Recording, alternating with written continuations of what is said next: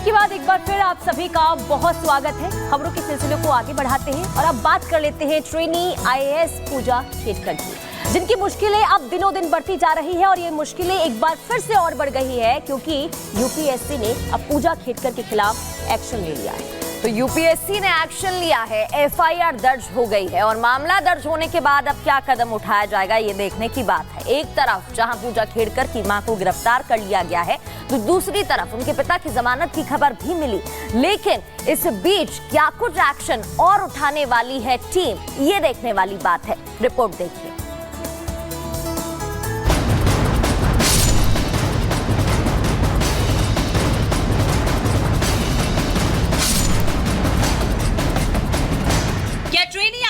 अधिकारी पूजा खेडकर पर बड़ा एक्शन होने वाला है। क्या पूजा खेडकर गिरफ्तार होंगी? इन्हीं सवालों पर विराम लगाने के लिए हम आपको आईएएस पूजा खेडकर पर लगे आरोपों की फहरिस्त गिनाने वाले हैं, जिसको लेकर ये दावा किया जा रहा है कि पूजा खेडकर की आईएएस की नौकरी अब जाने वाली है।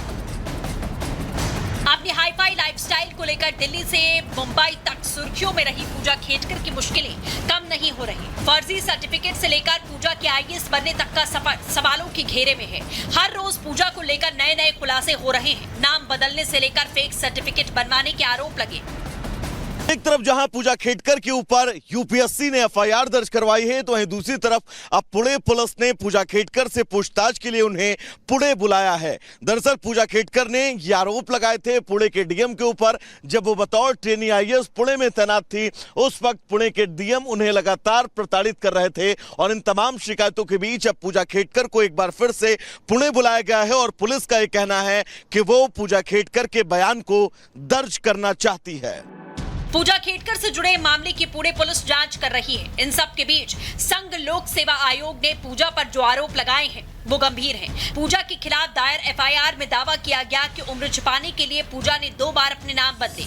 ये वो आरोप है जो पूजा पर लगे पिछले सभी आरोपों को और मजबूत करते हैं। कभी वीआईपी सुविधाओं की डिमांड को लेकर बवाल तो कभी अधिकारियों के सामने आईएएस का रौब दिखाने का आरोप। पूजा खेडकर पर लगे आरोपों की फहरिस्त बड़ी लंबी है। यही वजह है कि अब नखरेबाज आईएएस अधिकारी पर एक्शन होना शुरू हो गया। यूपीएससी ने नोटिस जारी कर पूजा खेडकर से जवाब मांगा। पूजा खेडकर पर फर्जी पहचान के आधार पर यूपीएससी में सिलेक्ट होने का आरोप भी लगा है। इसके अलावा यूपीएससी की जांच में सामने आया कि ट्रेनी आईएएस पूजा खेडकर ने जालसाजी कर अपने डॉक्यूमेंट भी बदले थे और नियमों के मुताबिक तय अटेम्प्ट से ज्यादा एग्जाम जो थे यूपीएससी के दिए थे। से पूजा खेडकर ही नहीं, उनके परिवार पर भी कानून का शिकंजा कसा जा चुका है।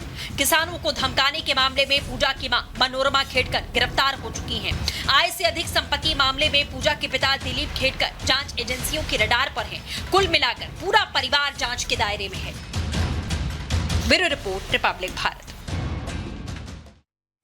तो सवालों के घेरे में है पूजा खेडकर और अब आगे एफआईआर दर्ज हो गई, ये भी पता चल चुका है। ट्रेनी आईएएस पूजा खेडकर के खिलाफ मामला दर्ज हुआ है। यूपीएससी ने एफआईआर दर्ज की है। दिल्ली पुलिस क्राइम ब्रांच मामले की जांच कर रही है। एफआईआर दर्ज की गई यूपीएससी की शिकायत पर ही एफआईआर।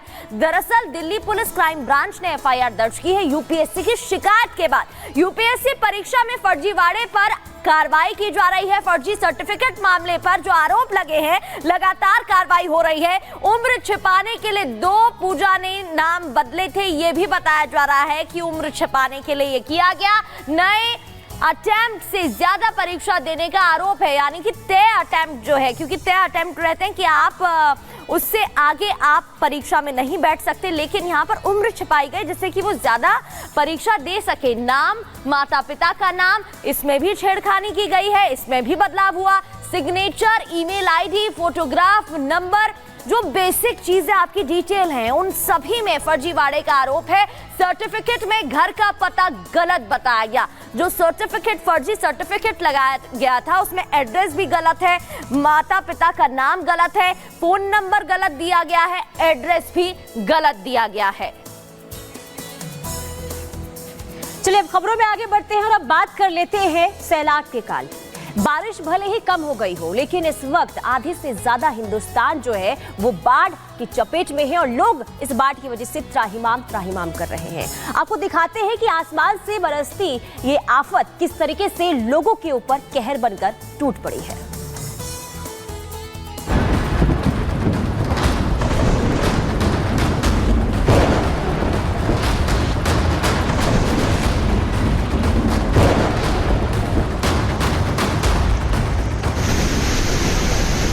ये प्रलयकारी पानी के प्रचंड प्रहार की तस्वीरें हैं।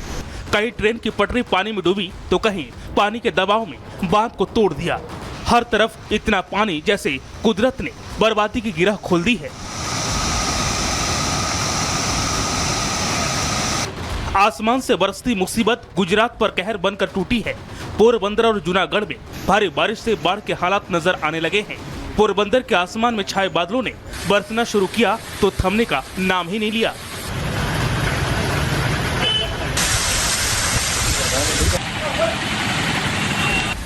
पोरबंदर में अब तक 14 इंच बारिश हो चुकी है। नतीजा, रेल ट्रैक डूब गए। ट्रैक के नीचे जमाए गए पत्थर पानी के साथ ही बह गए। सबसे ज्यादा असर पोरबंदर कानालूस सेक्शन पर पड़ा है।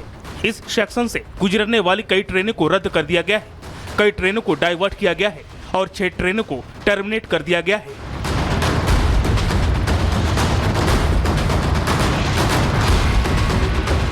गुजरात के सौराष्ट्र क्षेत्र में सबसे ज्यादा बारिश दर्ज की गई है। इधर आंध्र प्रदेश और तेलंगाना मानसून की मेहरबानी जिंदगी पर भारी पड़ने लगी है। आंध्र प्रदेश के कोनसीमा जिले में भारी बारिश के दबाव में नदी का बांध टूट गया, जिसके चलते नदी के दूसरी ओर मौजूद गांव का संपर्क टूट गया। स्थानीय लोग बुनियादी जरूरतों के लिए नाव से नदी पार करने के लिए मजबूर हैं। आंध्र प्रदेश में लगातार हो रही बारिश से नदी नाले उफान पर हैं। नदियां किनारे बांध और सड़कों को तोड़कर बह रही हैं, तो रिहायशी इलाकों में जलभराव की समस्या आम हो गई है। अब तेलंगाना के भद्राद्री कोथागुडम जिले की तस्वीर देखी। अचानक बांध से पानी छोड़े जाने के कारण इलाके में बाढ़ आ गए। यहाँ आसपास के कई निर्माण पानी में डूब गए, तो वहीं 51 लोग पानी में ही फंस गए, जिन्हें बाहर निकालने के लिए भारतीय सेना से मदद मांगी गई। रेस्क्यू टीम के साथ 2 हेलीकॉप्टर तैनात किए गए। काफी मशक्कत के बाद सभी को हेलीकॉप्टर के जरिए बाहर निकाला गया। बताया जा रहा है कि सभी पास के गाँव के रहने वाले थे और खेतों में काम करने के लिए गए थे।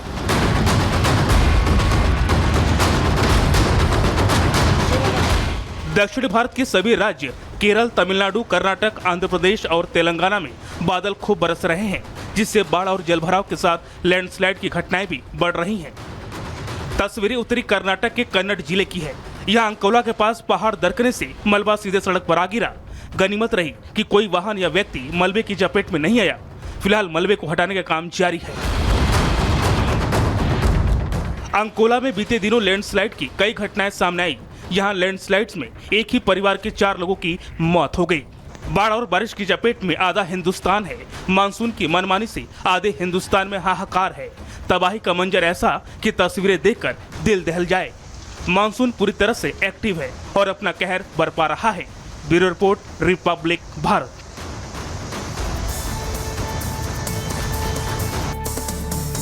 तो मानसून किस तरीके से आफत बनकर इस बार बरसी है, ये रिपोर्ट आपने देखी। अब जरा ये जान लीजिए कि आखिर कौन से वो राज्य है जहां पर ऑरेंज अलर्ट जारी किया गया है। तो देखिए, बारिश की चपेट में आधे से ज्यादा हिंदुस्तान, लेकिन 5 राज्यों में ऑरेंज अलर्ट जारी किया गया, जिसमें मध्य प्रदेश है। मध्य प्रदेश में ऑरेंज अलर्ट इसलिए क्योंकि मूसलाधार बारिश यहां पर भी। हिमाचल प्रदेश, जहां से लगातार तस्वीरें हम आपको दिखा रहे हैं कि भूस्खलन और साथ ही साथ पहाड़ें जो है वो लगातार दरक रही है। उत्तराखंड में भी यही हाल। यहां पर भी ऑरेंज अलर्ट। लोगों को हिदायत दी जा रही है कि अगर जरूरत ना हो तो आप घरों से बाहर ना निकलें। तो ये वो राज्य है जहां पर ऑरेंज अलर्ट जारी किया गया। इसके अलावा राजस्थान की बात करें तो यहां पर भी मुसीबत कम होने का नाम नहीं ले रही है। इसके अलावा हरियाणा, यहां पर भी लोग जो है खासा परेशान नजर आ रहे हैं। सड़कें जो है तालाब में तब्दील हो चुकी है और यही वजह है क्योंकि देखिए, मौसम वैज्ञानिकों की तरफ से यह कहा गया है कि अभी कोई राहत आने वाले दिनों में नहीं मिलने वाली है। सिर्फ सतर्क रहने की जरूरत है। ऐसे में अगर आपको ज्यादा जरूरत ना हो तो घरों से बाहर ना निकले, खास करके पहाड़ी क्षेत्रों में।